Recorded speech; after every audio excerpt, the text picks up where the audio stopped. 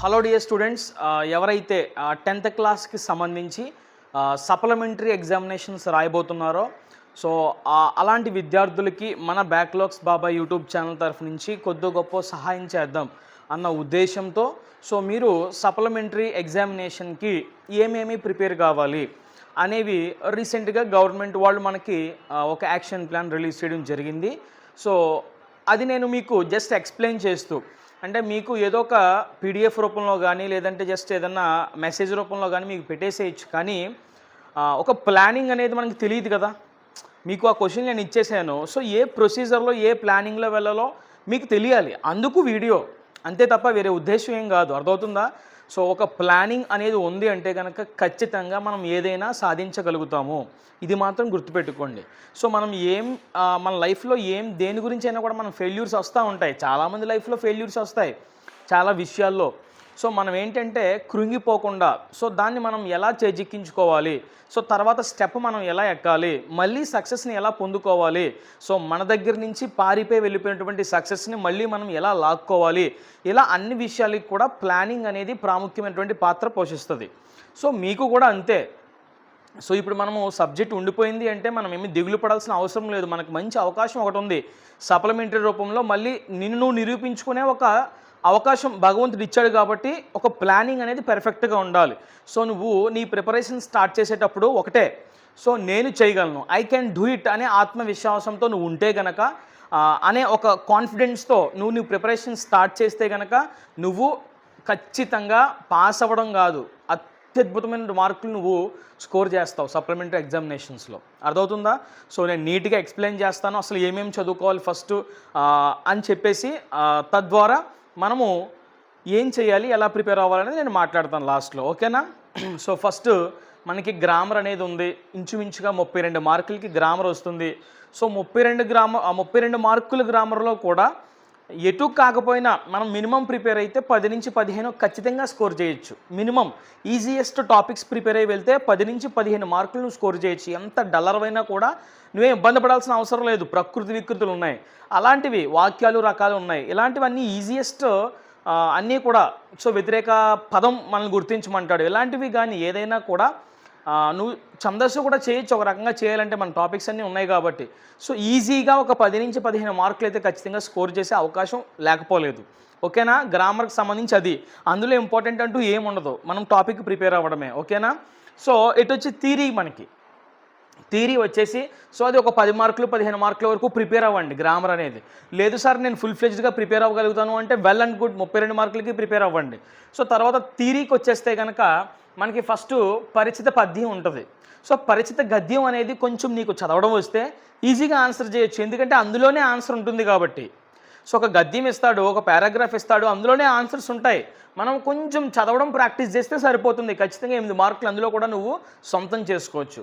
So ఈ పరిచిత పద్యాలు అనేవి కొంచెం కష్టతరమైనవి కాబట్టి ఇవి ఒక 11 ఉన్నాయి, ఓకేనా? తప్పదు, ఇందులో మనం ఇంపార్టెంట్ అని చెప్పేసి ఎంచలేము దేన్ని కూడా. సో ఈ 11 కూడా మీరు ప్రిపేర్ కావాలి. నేను లాస్ట్ టైం కూడా చెప్పాను, ఇప్పుడు కూడా చెప్తున్నాను. నాదైన భాగ్యవశము అని ఒకటి, నీక వగచి వగచి అని ఒకటి, ఏ నిమ్మయి నుత్తమ అని ఒకటి, జననీ జనకుడు నీ యద్యయనమును ఇది ఎట్టిదని చెప్పిన మాతృభాషయందు సత్యశీల ధర్మ సంస్థానార్థమై భూమిలోన బుట్టు భూసారమెల్లా. జస్ట్ నేను చదివేస్తున్నాను అంతే, మీరు స్క్రీన్ షాట్ తీసుకోండి లేదంటే రాసేసుకోండి నోట్స్లో, లేదా మీ దగ్గర ఉంటే వెల్ అండ్ గుడ్. భావమెటులుండే బలు కట్టుదై ఇది కాదదియు. సో ఈ 11 కూడా క్షుణ్ణంగా డైరెక్ట్గానే వస్తాయి, క్వశ్చన్స్ ఏం మార్చడు కాబట్టి డైరెక్ట్గానే వస్తాయి. కాబట్టి ఈ డైరెక్ట్ క్వశ్చన్స్ ఏమున్నాయి, వాటి యొక్క ఆన్సర్లు ఎలా ప్రిపేర్ కావాలి, దానికి అర్థం ఏంటి అని మీరు తెలుసుకుంటే సరిపోద్ది. ప్రతి దీనిలో కూడా అంటే 4 క్వశ్చన్లు ఇస్తారు కాబట్టి లాస్ట్ క్వశ్చన్ ఒక క్వశ్చన్ తయారు చేయమంటాడు. ఈ పద్యాన్ని రాసిన కవి ఎవరు అని రాస్తే సరిపోయే. ఏదడిగినా కూడా లాస్ట్ క్వశ్చన్ తయారు చేయమంటాడు. లాస్ట్ క్వశ్చన్కి నువ్వు ప్రిపేర్ కావాల్సింది ఇంకా ఎంత, 3 క్వశ్చన్లకే. సో నువ్వు భయపడాల్సిన పని అయితే ఏమీ లేదు, ఇంకా 3 క్వశ్చన్కి ప్రిపేర్ కావాలి. సో ఇవి 2 రోజులు టైం తీసుకున్నావు, 3 రోజులు టైం తీసుకున్నావు, గంటన్నర సమయాన్ని వెచ్చిస్తే ఇవి అయిపోతాయి. మనకి 8 మార్కులు వస్తాయి ఇందులో నుంచి. ఎంతండి? 8 మార్కులు. తర్వాత కౌపరిచయాలకు వస్తే కనుక ఇది 4 మార్కులు మనకి కౌపరిచయం అనేది.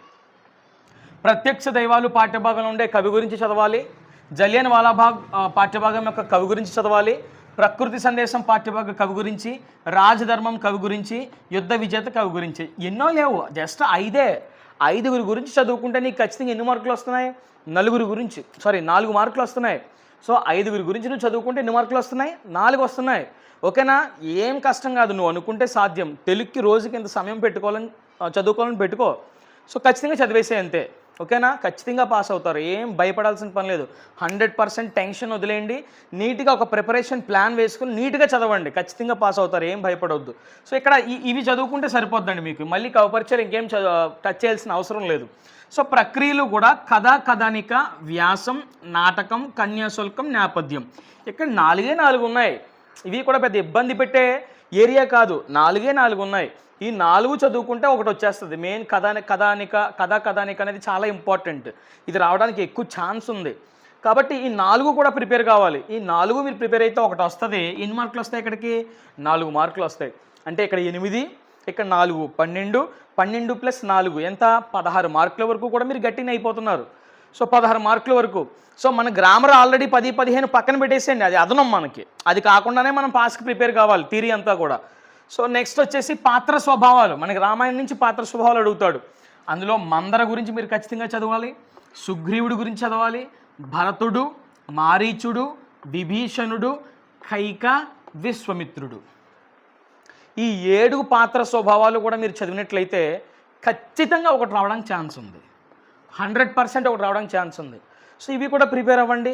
ఈ పాత్ర స్వభావాలు నువ్వు ప్రిపేర్ అయ్యేటప్పుడు ఏదో మార్కుల కోసం చదవడం కాదు, సో నువ్వు ఓన్ చేసుకోవాలి. సో ఇక్కడ చూడండి, భరతుడు అనే పాత్రని నువ్వు ఎవరో ఒకరు ఊహించుకో. మన దగ్గరుండే మన ఫ్రెండ్స్లో కానీ మన రిలేటివ్స్లో కానీ ఆ పాత్రకి దగ్గరగా ఉండేవాళ్ళు ఎవరో వాళ్ళని పెట్టి అక్కడ భరతుడి ప్లేస్లో. సో వాళ్ళనే భరతుడిగా నువ్వు ఊహిస్తూ భరతుడికి ఉండే లక్షణాలన్నీ కూడా నువ్వు గుర్తుపెట్టుకోవాలి. సో పలానా వ్యక్తికి ఈ లక్షణాలు ఉంటాయి, ఆ లక్షణాలు భరతుడికి ఏముంటాయో ఆ లక్షణాలు ఆ వ్యక్తి రూపంలో మనం గుర్తుపెట్టుకోవాలి. అలా గుర్తుపెట్టుకుంటే ప్రత్యేకంగా మనం చదివి గుర్తుపెట్టుకోవాల్సిన పని ఉండదు. సాధారణంగా మన ఫ్రెండ్ గురించి రాయమంటే మనం రాస్తాం కదా, వాళ్ళ యొక్క గుణాలు నీట్గా రాస్తాం. అలాగే మనం ఓన్ చేసేసుకోవాలి. ఈ పాత్ర స్వభావాల్ని ఓన్ చేసేసుకుంటే ఖచ్చితంగా పాయింట్లు గుర్తుంటాయి, ఈజీగా రాసేయచ్చు అనమాట, పెద్ద కష్టం అనిపించదు. ఇక్కడ కూడా 4 మార్కులు వస్తాయి మీకు, అర్థమవుతుందా? సో ఇక్కడ 12, 16 అయిపోయిన తర్వాత 20 మార్కులకి. సో ఇక్కడికి 20 మార్కులకి మన ప్రిపరేషన్ కంప్లీట్ అయిపోయినట్టే. తర్వాత 8 మార్క్ క్వశ్చన్స్కి వెళ్తాం. సో ఇక్కడ మీరు ఏంటంటే ఎక్కువ స్ట్రెస్ తీసుకోకూడదు ఇక్కడ. అంటే పెద్ద క్వశ్చన్లు బాబాయ్ నాకు గుర్తుండవో, ఒక కథ రూపంలో గుర్తుపెట్టుకో, ఒక కథ రూపంలో నువ్వు గుర్తుపెట్టుకోవాలి. ఇది కూడా ఒక క్వశ్చన్ చదివితే కనుక నీకు మార్కులు పోయే అవకాశం ఉంది, మధ్యలో మర్చిపోయే అవకాశాలు కూడా ఉన్నాయి. ఒక కథ, నీట్గా ఒక కథ. ఇప్పుడు ఫర్ ఎగ్జాంపుల్ చూడండి, ధర్మవ్యాధుని వ్యక్తిత్వం, పద్య భాగంలో ఎస్ఐ గురించి మాట్లాడితే ధర్మవ్యాధుని వ్యక్తిత్వం. సో ధర్మవ్యాధుడు అనేవారు ఎవరు అసలు, అతని గురించి ఏంటి, ఒక కథ రూపంలో నువ్వు సృష్టించుకో. నీట్గా ఒక స్టోరీలాగా ఒక డిజైన్ చేసుకో ఆ ధర్మవ్యాధుడి గురించి. సో అతని వ్యక్తిత్వం ఏంటి, అతని గురించి ఏంటి, నువ్వు నీట్గా ఒక స్టోరీ రూపంలో పెట్టుకున్నావు అనుకో, అది గుర్తుండిపోద్ది స్టోరీ అనేది. అదే నువ్వు ధర్మవ్యాధుడు ఇది అని చెప్పేసి నువ్వు చదవడం బట్టి పట్టడం స్టార్ట్ చేస్తే మర్చిపోతావు మళ్ళీ ఇంకో 10 రోజులకి. సో ఒక స్టోరీ రూపంలో నువ్వు దీన్ని గుర్తుపెట్టుకోవాలి, అర్థమవుతుందా? సో నెక్స్ట్ విద్యావంతులు గుణాలు. సో విద్యావంతులకి ఎలాంటి గుణాలు ఉండాలి? సో ఇది పెద్ద క్వశ్చనా? సో విద్యావంతులు అంటే చదువుకునేవారు, వాళ్ళకి ఉండాల్సినటువంటి గుణాలు, అవి కూడా గుణాలు కూడా మనం బట్టి పట్టకూడదు. ఎలాంటి గుణాలు ఉండాలి చదువుకునేవాడికి జనరల్గా, ఆ జనరల్ పాయింట్స్ అన్నీ కూడా అందులో ఉంటాయి, జస్ట్ చదవి గుర్తుపెట్టుకోవడమే. ఓకేనా? నెంబర్ ఆఫ్ టైమ్స్ నేను చెప్తా లాస్ట్లో అది. నెక్స్ట్ శతక మాధుర్యం ఆధారంగా 10 నీతి వాక్యాలు రాయడమే. మనం బోల్డ్ నీతులు చెప్తాం కదా, ఆ చెప్పే నీతులన్నీ కూడా ఇక్కడ 10 రాయడమే. దేన్ని బేస్ చేసుకుని? శతక మాధుర్యం పాఠ్యభాగం ఆధారం చేసుకుని. నెక్స్ట్ 4th క్వశ్చన్ వచ్చేసి ప్రకృతి సందేశం యొక్క సారాంశం. ప్రకృతి గురించి దాని యొక్క సారాంశం జస్ట్ ఒక స్టోరీ రూపంలో గుర్తుపెట్టుకుంటే అయిపోయింది అంతే. నెక్స్ట్ యుద్ధ విజేత సారాంశం. ఇలా ఈ 5 క్వశ్చన్లు కనుక మీరు ప్రిపేర్ అయినట్లయితే ఒక క్వశ్చన్ రావడానికి హై ఛాన్సెస్, 99.999% ఛాన్స్ ఉంది. 8 మార్క్స్ వస్తాయి. ఇక 20కి 8 యాడ్ చేస్తే ఎంత? 28. ఓకేనా? నెక్స్ట్ గద్య భాగం. ఎల్లమ్మ వ్యక్తిత్వం. ఇక్కడ ధర్మవ్యాధిని వ్యక్తిత్వం ఎలా అయితే చదివావో ఇక్కడ ఎల్లమ్మ వ్యక్తిత్వం చదువుతాం అంతే. ఓకేనా? ఉపన్యాసం అంటే కొత్తగా ఉపన్యాసం చేసిన వ్యక్తి ఇంటికి వచ్చాక తాను ప్రశ్నించుకోవాల్సిన అంశాల గురించి రాయండి అని అడుగుతాడు. కొత్తగా ఉపన్యాసం చేసిన వ్యక్తి ఎలాంటి విషయం గురించి తాను ప్రశ్నించుకోవాలి అనే అంశం గురించి ఖచ్చితంగా మనం చదవాలి. 3వది వీర్రాజు గారికి ప్రేరణ కలిగించిన అంశాలు ఏమిటి? వీర్రాజు గారికి ప్రేరణ కలిగించిన అంశాలు ఏమిటి అనే క్వశ్చన్ కూడా మీరు చదువుకోవాలి. ఓకేనా, తన బాల్యం గురించి అది ఉంటుంది. సో లాస్ట్ క్వశ్చన్, జీవని ఉన్నతంగా తీర్చిదిద్దడంలో తల్లి యొక్క పాత్ర చాలా ఇంపార్టెంట్. జీవని ఉన్నతంగా తీర్చిదిద్దడంలో తల్లి యొక్క పాత్ర ఏమిటి, ఇది చాలా ఇంపార్టెంట్. ఇక్కడ కూడా ఎన్నో క్వశ్చన్స్ లేవు, జస్ట్ 4 క్వశ్చన్స్. 4 క్వశ్చన్స్లో ఒక క్వశ్చన్ వచ్చేస్తుంది. సో 8 మార్క్స్ మనకి. ఎన్ని మార్క్స్? 8 మార్క్స్. ఇక్కడికి 28కి 8 కలిపితే ఎంత అండి? 36 మార్క్స్ వస్తున్నాయి. అంటే ఒక రకంగా నువ్వు పాస్. ఇవి థియరీలో 36 మార్క్స్. సో ఇక్కడ పద్య భాగం నుంచి ఎస్ఏ క్వశ్చన్ చెప్పాను, గద్య భాగం నుంచి చెప్పాను, కానీ సృజనాత్మకత నుంచి నేను చెప్పలేదు. సో ఇక్కడ స్పేస్ కూడా లేదు రాయడానికి. సో సృజనాత్మకత సంబంధించిన క్వశ్చన్స్ కూడా నేను డిస్క్రిప్షన్లో ఇస్తాను. ఈ వీడియో యొక్క టైటిల్పై క్లిక్ చేస్తే డిస్క్రిప్షన్ ఓపెన్ అవుద్ది. ఆ డిస్క్రిప్షన్లో ఆ సృజనాత్మకత సంబంధించిన క్వశ్చన్స్ ఇస్తాను. మీరు ఏం చేస్తారు, నీట్గా క్వశ్చన్స్ అన్నీ కూడా నోట్ చేసుకుని చదివేసేయండి. అప్పుడు ఇంకో 8 కలుస్తుంది, 42 అవుతాయి. ఎన్ని అవుతాయి అంటే 36కి 44 మార్క్స్ వస్తాయి. అప్పుడు 44 మార్క్స్ 8 కలిపితే. ఆ 44కి గ్రామర్లో 10 15 యాడ్ చేసుకుంటే ఖచ్చితంగా 50 60 70 మార్క్స్ మీకు వచ్చేస్తాయి. నేను ఇంకా గద్యం పరిచిత గద్యం యాడ్ చేయలేదు. సో అది కూడా మీరు ఆటోమేటిక్గా రాస్తారు కాబట్టి 70 పైబడి మార్కులు మీరు సాధించడానికి అవకాశం ఉంటుంది. మీరు చదివేటప్పుడు కూడా ఒక స్టోరీ బేస్డ్గా మీరు అర్థం చేసుకోండి తెలుగుని. అలా అర్థం చేసుకుంటే మీరు వెంటనే ఆ స్టోరీ అనేసరికి మీకు అన్ని అంశాలు గుర్తొస్తాయి.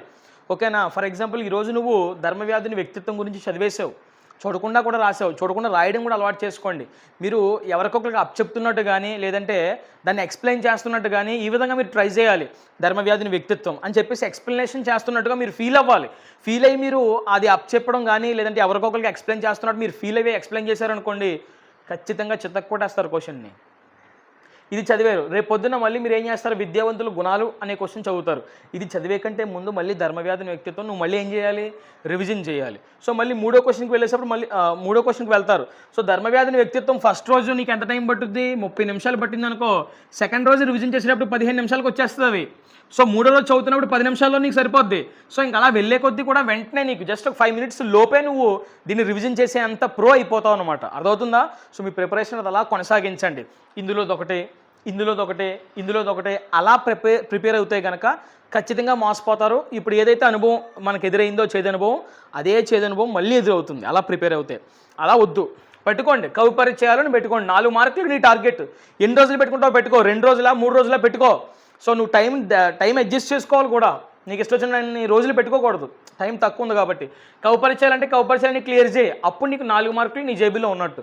తర్వాత ప్రక్రియలను పెట్టుకో, ఇవన్నీ కంప్లీట్ చేయి, అప్పుడు 4 మార్కులు. అలా మీరు ప్రిపరేషన్ చేయాలి తప్ప కవి పరిచయంలో ఒకటి చదివేయడం, ప్రక్రియలో వ్యాసం చదవడం, మళ్ళీ ఇందులోకి వచ్చి ఇది చదవడం, అలా ఎప్పుడు ప్రిపేర్ అవ్వకూడదు. అలా అయితే మీరు నష్టపోతారు. ఓకేనా.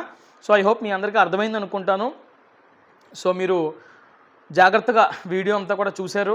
సో దీన్ని బట్టి మీరు ప్రిపరేషన్ నీట్గా చేయండి, ఒక ప్లాన్ ప్రకారంగా చేయండి. నేను చెప్పిన విధంగా ఫాలో అవ్వండి, ఖచ్చితంగా మంచి మార్క్స్ వస్తాయి. ఓకేనా.